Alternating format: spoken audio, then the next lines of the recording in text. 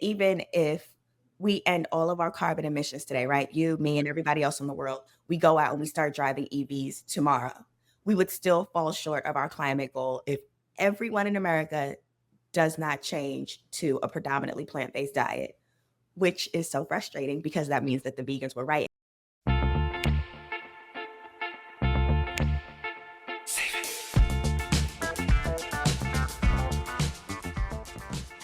You're listening to A Climate Change. This is your host, Matt Matern.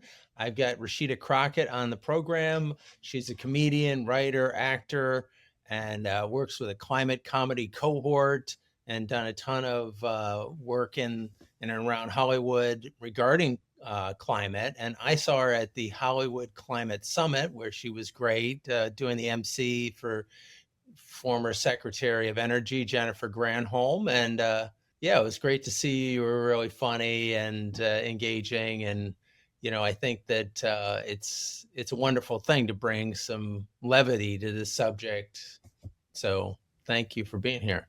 Happy to be here. Happy to be here. So tell us a little bit about your journey as to how you got involved in climate comedy. Sure.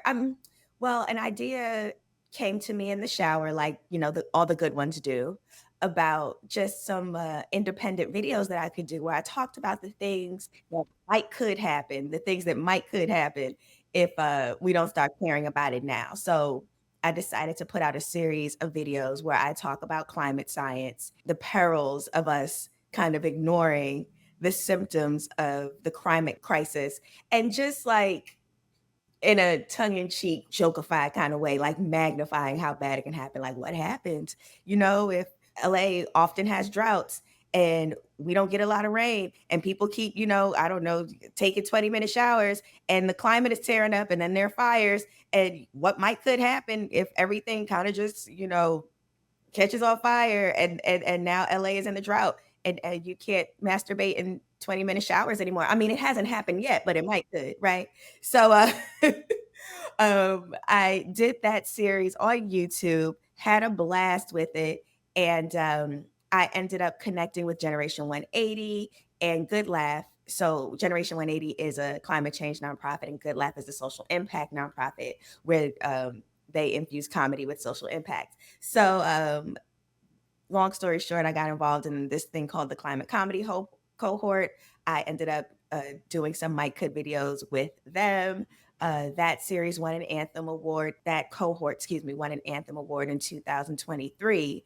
And then I submitted my Mike Could series, my climate comedy Mike Could series, for an Anthem Award in 2024, where it won another award. So that's sort of how I cut my gums in the quote unquote climate comedy space. But overall, I just really like the idea of using comedy as a vehicle for social impact. I used to write for this show called Adam Ruins Everything, where Adam Conover, hilarious comedian and great person, had a TV show about, where he would just ruin our favorite things by bringing the facts to the table. And we implied this cognitive bias called the humor effect, which is just a really brainiac way of saying you take a fact, you put it in a joke, and then people are more inclined to remember the fact. So after learning that, writing on Adam Ruins Everything, I sort of took that and incorporated it into my own comedy. So that's how I write my climate jokes. I take a fact, I wrap it in a joke, and then I hold it to people like that. Well, I certainly think that it's more engaging and it's kind of like you get more flies with honey than you do with vinegar. You get more people to listen to you, particularly the people that might not be listening to this stuff tuned in already. Oh, yeah, and the climate crisis is vinegar. It is vinegar. So, comedy is the honey for those who were wondering which was which. Yeah, right. A lot of people might even, be believers in climate change, but they just don't want to hear it. It's like, oh, another doom and gloom story. No, thank you. Well, it doesn't have to be doom and gloom, right? It can have some bloom, right? But it only has bloom instead of doom and gloom if we do something, right? If we are aware of it and then we bloom, we change, and we become the people who change the earth. Well, I like the bloom instead of the doom and gloom. Yeah, that's good.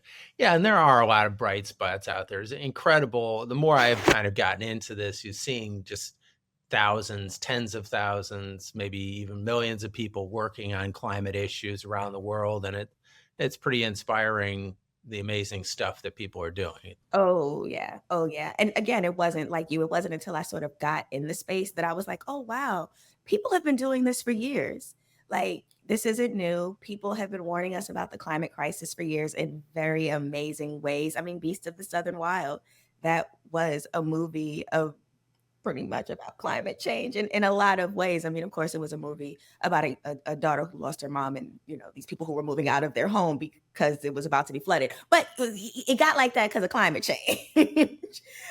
And that was a huge, successful movie. So using storytelling, using comedy to deliver hard truths and painful messages, that's sort of what those vehicles are for. And I'm glad to kind of use comedy as mine and to lend my voice to the issue. So, what are you working on now? What's kind of front and center for you? God, I feel nervous talking about it because it's still coming up, but like coming to pass. But I just pitched a show. I was a called No Dumping. I was a part of the Yes and Laughter Lab, which is also another comedy cohort that allows you to come up with an idea, comedy based, that has a social impact. And of course, mine was climate change was the social impact topic that I chose. So it's an animated series about an anthropomorphic whale whose life underwater is over and now he has to live on land as a human. So takes place in the future, 2150, all of Earth's ice has melted. So this whale who used to live in the Arctic and can't live there anymore because he got chased out by ravenous polar bears. His habitat all, is torn up.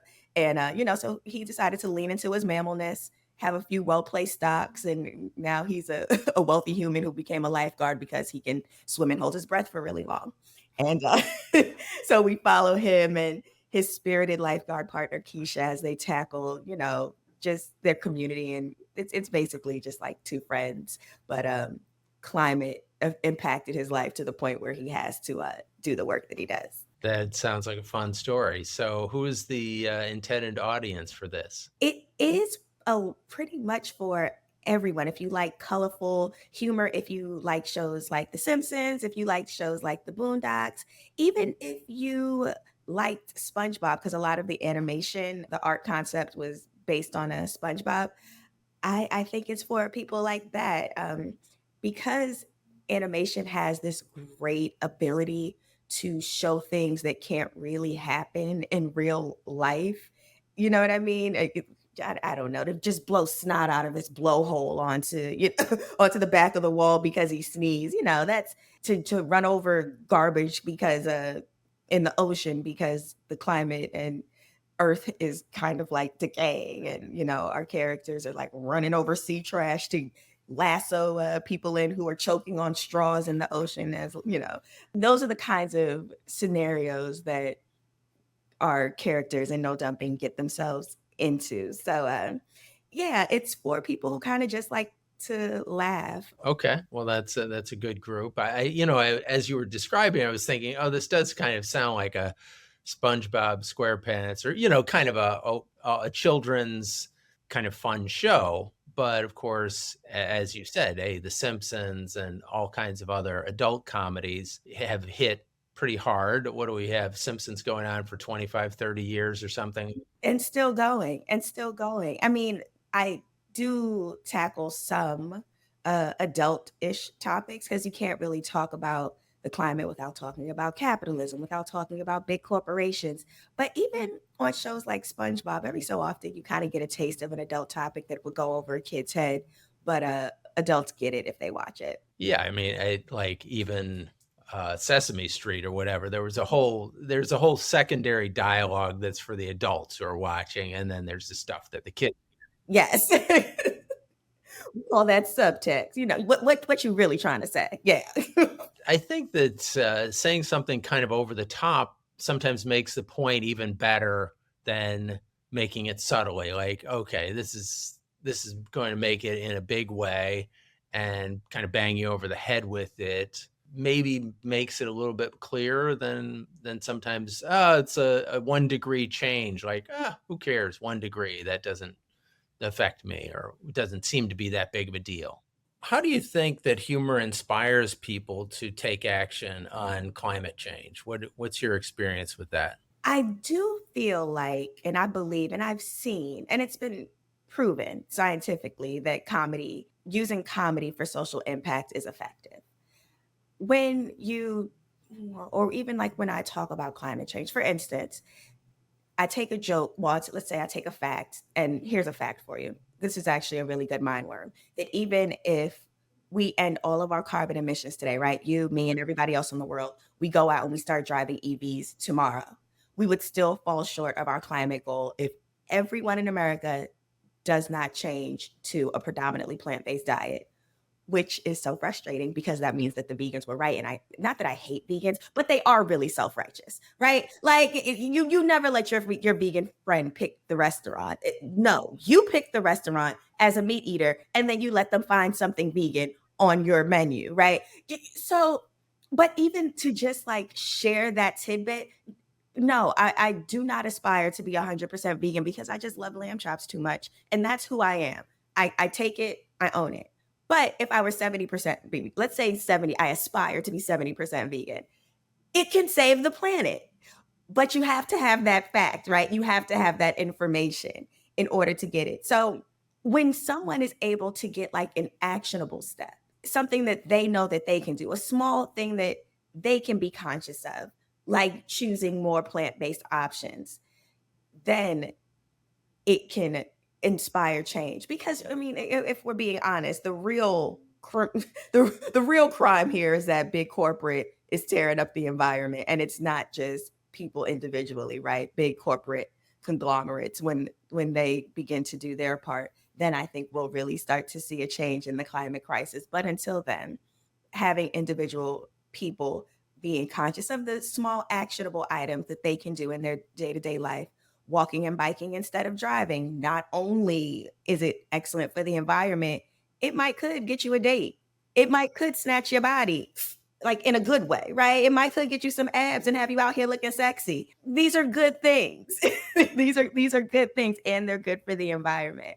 But it's just a matter of using the vehicle of comedy to get those facts out there. Yeah, well, I was just thinking about taking action, and individuals taking action, saying, "Hey, we're not going to buy Teslas, or we're going to sell our Teslas," and put Tesla stock in a tailspin. And now he's kind of stepping away from his work at Doge, and put him back, where he belongs, working outside the government. So that was individual action. There was no governmental action involved. Changed policy. So Yeah. I mean, and that even from like a different way, because I think people kind of just got mad. And I get it. I was mad too, damn it. But like I think people just got mad and they were just like, no more Teslas. And I was like, I get it. Also, please don't scratch my boyfriend's Tesla. He didn't know. He didn't know. Yes, I think anger can spark change, and it has historically. And I think it's a good driver. We know some people just say enough is enough. And then also information, just getting information, the more you know. It's a saying because it's true. yeah, well, I think there was a lot of comedy related to Musk, in this whole Doge thing. I mean, he's such a comic foil. Any Musk jokes for us? No, you know what? I tried not to touch that guy. I like to call him Elon Musty, but he's. I try not to touch that guy. I almost feel a little bad for him just because he's so pasty, and I know the sun is horrible for him, and with the climate being what it is, he might want to be the first to to do something about the climate disaster. He can't stand to be outside in the summer for more than 15 minutes. He's gonna die if he does that. So yeah, but God bless him. God bless him. I don't want to see anything bad happen to anybody. I just want to see the world get better. Yeah. Well, kind of the irony, I saw that he sponsored part of the X Prize for companies that come up, or individuals that come up with ideas to capture carbon and stuff. So he did this before he hooked up with Trump. And so they announced the other day who won the X Prize for capturing the most carbon, and it was surprising that he was the sponsor of this thing. So Interesting. Did he win? Because I wouldn't be shocked if he sponsored it just so he could win. no, he did not win. It was some guys who were shaving, rocks and putting them into soil, and the soil was somehow capturing more carbon because of this. So it's amazing scientific work being done out there to help us out. So Yeah, and I mean, to be clear, I don't think any comedian out there is actually like a climate scientist. We just have a handful of climate facts in our back pocket or, and we just care. And, we're taking these facts and infusing them with humor because there are some real like climate scientists out there who are genuinely doing the work. And if you guys, hey, climate scientists, if you're listening to me, not only do I love what you do, give me more facts. And if you give me facts, like a vitamin and applesauce, I will put it in a joke and share it with the world. well, I was saying to Esteban, who had on the program a while back, I could see that having a climate scientist and a comedian together on the show would be fun because you kind of riff off each other a little bit and help the climate scientists get their message across and be more palatable because just having a lecture about these facts sometimes is, I would imagine, has people kind of glaze over sometimes. Yeah, and I mean, I'm sure that scientists have very invigorating personalities, but maybe some don't. Maybe some make you tired when you listen to them. So, for what it's worth, and I've done some work with some climate scientists, and they've all been incredible. It helps us to get the facts from them. And even if it's just like one or two, maybe three good mind worms. And yeah, that's how you do the work. So is this a kind of a burgeoning area of comedy to, be talking about climate and social justice type issues? Social justice, no. I think all stand-ups and comedians talk about social justice, at least the ones that I tend to love and care about. I got into the climate comedy space thinking this is something that I'm going to be able to talk about for a while. This is something that's going to be happening for a little bit. So I would not only do I care and I want to see a change happen, but I also understand and respect that it isn't going to happen overnight.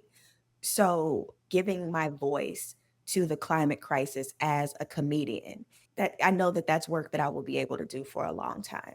So, I know that there is a future in it. And if there are any comedians or artists out there at all who use storytelling as a vehicle to get messages across, I highly recommend, you kind of see what's going on the planet right now. There's so many social impact issues to talk about, whether it be housing or education or healthcare. But this podcast is about climate. So I know that there are comedians and storytellers talking about that, and we're here talking about this, and there's enough room for everybody. Yeah, certainly. It's a genius opportunity to put this out there and to get people's attention with comedy and climate because it is, in my mind, the most important thing affecting humanity. Because like if we screw up the planet, there's no planet B here. So You know what I really think? You know what I think, Matt? I think they think like they're gonna go to Mars and it's gonna be okay. Like I honestly think that they are just going to suck the resources of the natural planet dry and just say, okay, we're going to colonize Mars now. And I'm like, oh, dad, y'all are taking colonization to a whole nother level. And that's not even an Elon Musk joke. I'm just afraid. Like, y'all are really trying to colonize even Mars after because they're natural resources for a reason. Like, they don't just regenerate like you can pop a chicken leg in a microwave. Like, it takes years. The earth has been around for a really long time. What are we doing that we are sucking all of the natural resources on earth dry, like taking 4 hours to cook dinner and then you just watch somebody eat the whole thing in one bite. It's like, dad, you didn't want to save it as a little bit. That's what we're doing to the earth right now. well, I feel like, I want to live on Earth. I don't want to ever go to Mars. I mean, I've seen the pictures.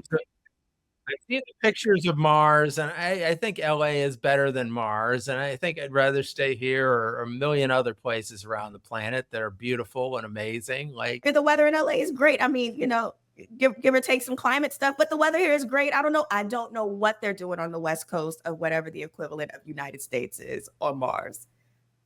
I'm not I'm kind of curious, but super not like interested. Don't ask me to go. It's gonna take a really long time. I gotta get back. I'm sure there's no place I can get my hair done over there.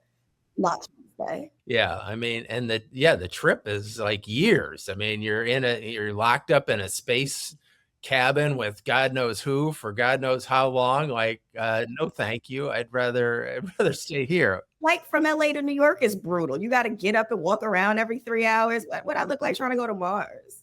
Like, you even have enough fuel to come back. Now you gotta go suck the resources off of Mars dry. And then it's just a habitual colonizing cycle that I don't want to be a part of.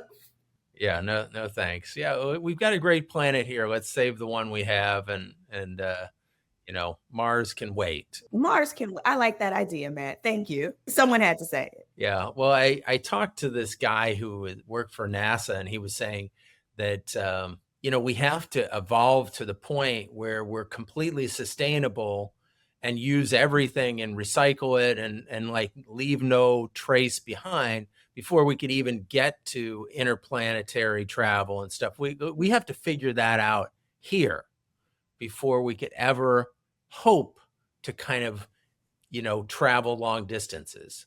Yeah, there's oh my goodness, I'm gonna butcher it, but there's a proverb, and I think it says something like clear your own field first before you look to build houses. Like you really do have to clear and put your own environment into order first before you start going out trying to do big ventures like colonize Mars.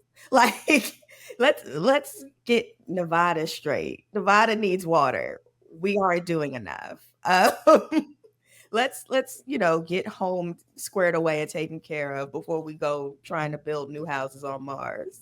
Yeah, I mean, like you're talking about big corporations destroying stuff, all the oil companies in Texas and the Permian Basin who are injecting wastewater down into these wells, and they don't know what to do with all this water that's just polluted. Yeah, and can't nobody drink it. I mean, it's I don't know what to do with that. That's very it sucks. It sucks. And when big oil, big I feel like it's just one big like octopus with 8 arms and it's big pharma, big oil, big plastic, big beef. Like they're all just the same conglomerate doing the same thing, which is using greed and capitalism to destroy the planet.